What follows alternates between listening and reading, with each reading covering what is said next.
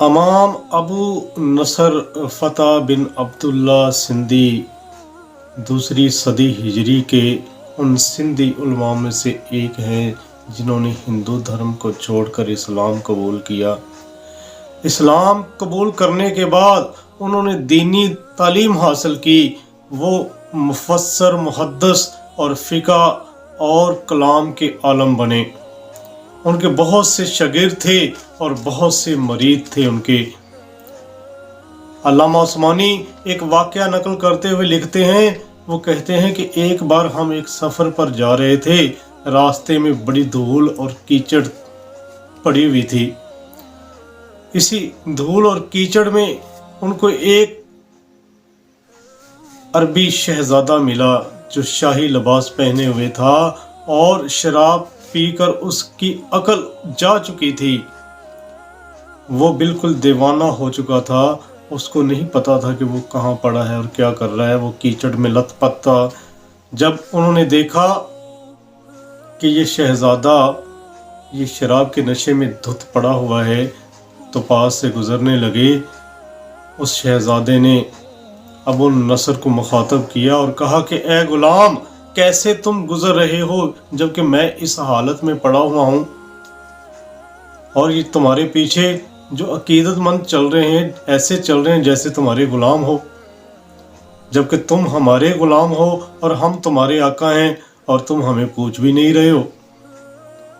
تو ابو نصر نے وہاں پر ایک بڑی قیمتی بات کی۔ انہوں نے کہا کہ تم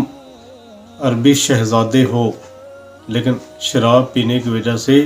تمہاری عقل جا چکی ہے، اور یہ اسی کا نتیجہ ہے کہ تم رسوا ہو رہے ہو، اور میں ایک ہندو ہونے کے باوجود مسلمان ہوا، اور مسلمان ہو کر میں نے حدیث اور قرآن کی تعلیم حاصل کی، اور اللہ تعالیٰ نے مجھے عزت سے نوازا، اور یہ میرے پیچھے میرے ماننے والے ہیں جو میرا ادب اور احترام کرتے ہیں، جبکہ تیرا کوئی بھی ادب اور احترام نہیں کرتا، سب تجھ پر تھو کر کے جاتے ہیں۔ تیری حالت کو دیکھ کر کوئی تیرے پاس نہیں بھٹکتا، تیرے منہ سے شراب کی بدبو آ رہی ہے، تو لہٰذا یہ رسوائی اللہ تعالیٰ نے تیرے مقدر میں لکھ دی ہے۔ تو ناظرین کرام، بات کرنے کا یہاں پر مقصد یہ ہے کہ اگر اللہ تعالیٰ کسی کو عزت دیتا ہے تو اس کے ایمان کی وجہ سے دیتا ہے،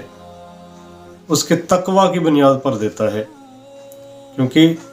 اللہ تعالیٰ کے ہاں معیار ہی ایک ہے جانچنے کا، اور وہ ہے تقوی، کہ کون سا انسان کتنا متقی اور پرہیزگار ہے اور کتنا عالم ہے اور اپنے علم پر عمل کرنے والا ہے۔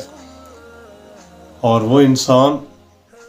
جو نبی پاک صلی اللہ علیہ وآلہ وسلم کی سرزمین پر رہنے والا، ایک حکمران خاندان سے تعلق رکھنے والا، لیکن عیاشی نے اور عیش و عشرت نے اس کی ایسی مت ماری